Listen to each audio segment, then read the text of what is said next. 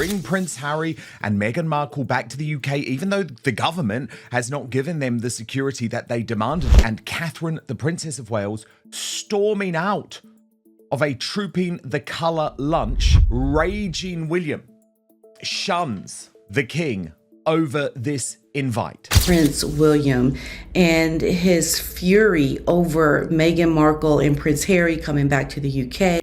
The moment Buckingham Palace quietly confirmed a dramatic reduction in King Charles's official July schedule, the public saw an administrative update.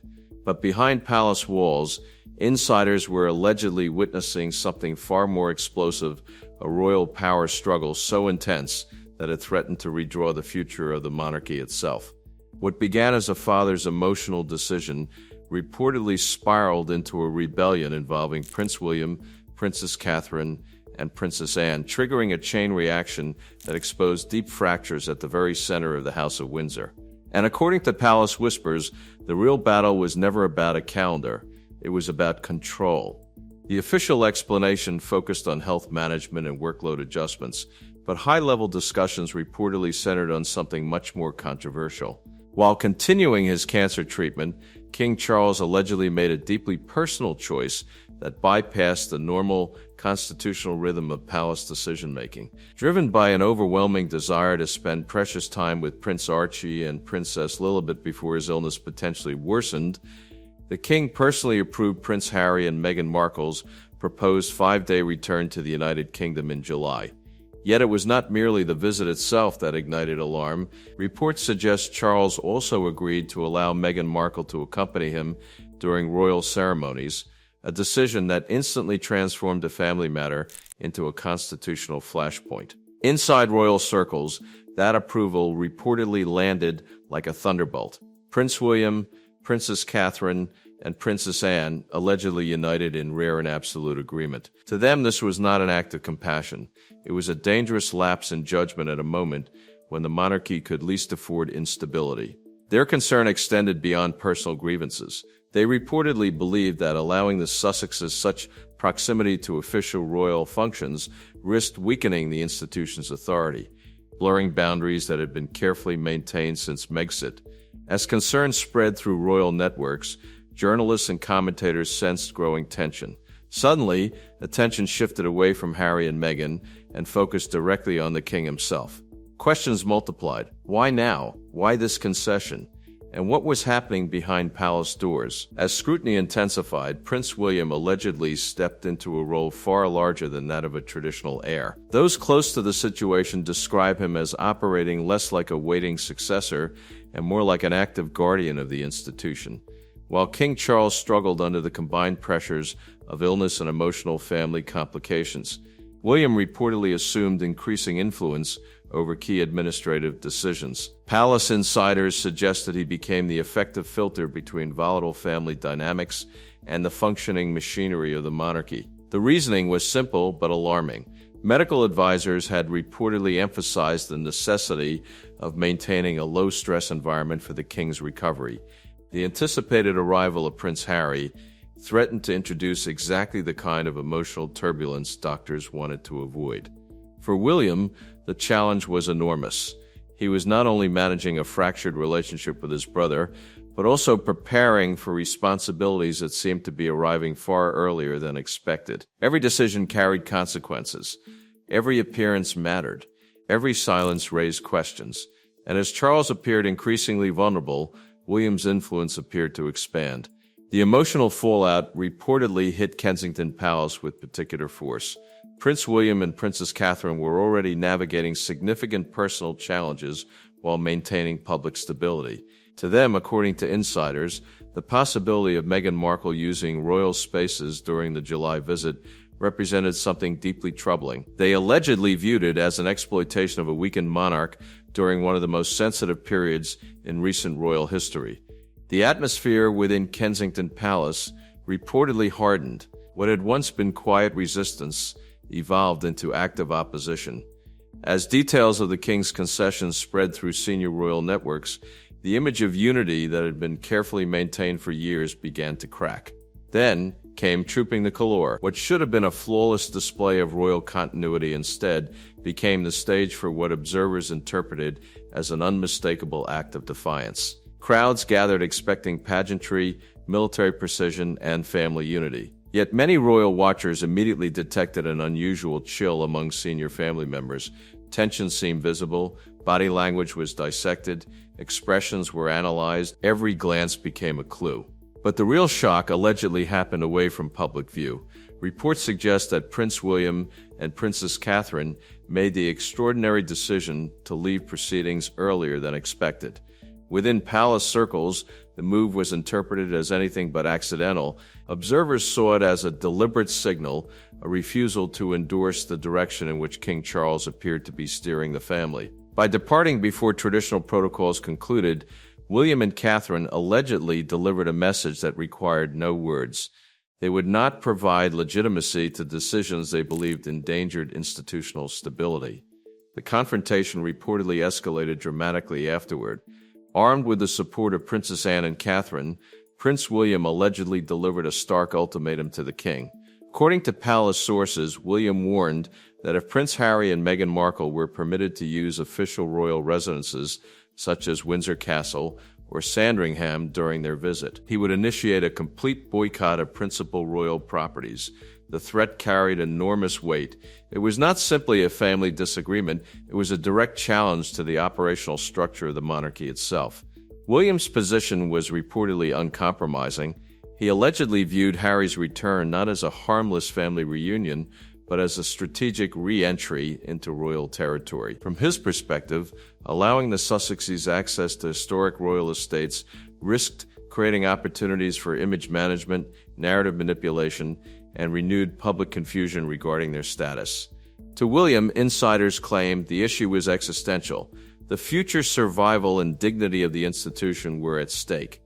And while that conflict was already pushing the monarchy toward unprecedented territory, an even more explosive controversy was quietly emerging behind the scenes, one involving millions of pounds, private security, Duchy of Lancaster revenues, and a decision that would trigger constitutional alarm throughout the palace establishment.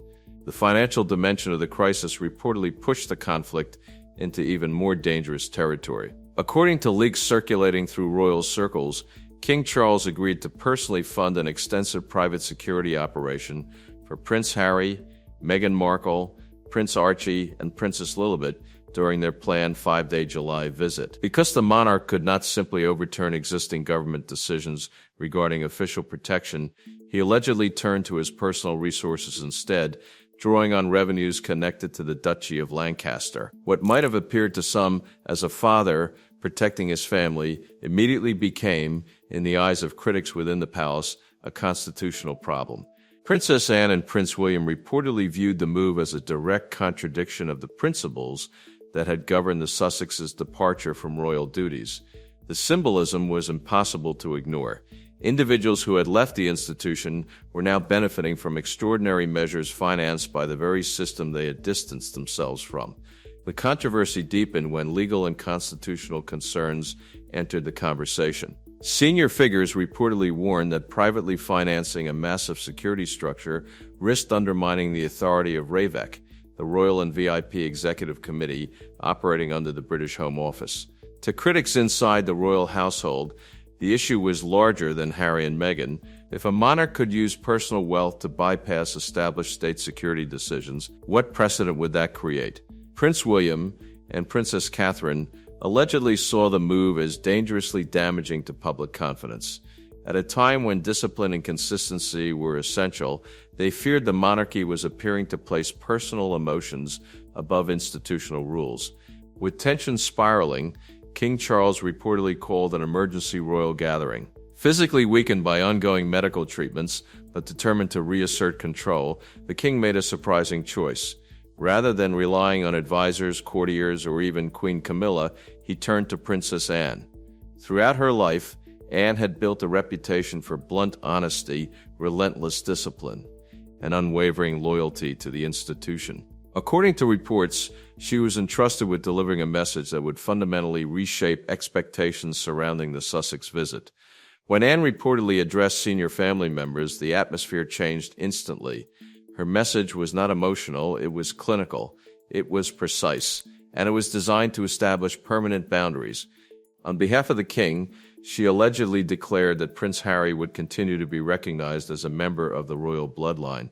His place in the family could not be erased. However, that recognition would never translate into restored authority, constitutional responsibility, or operational influence within the monarchy. The distinction was absolute. Harry would remain family, but he would remain outside power. The significance of that declaration echoed through every corner of the gathering. For the Sussexes, it allegedly meant that any expectation of reintegration was effectively dead.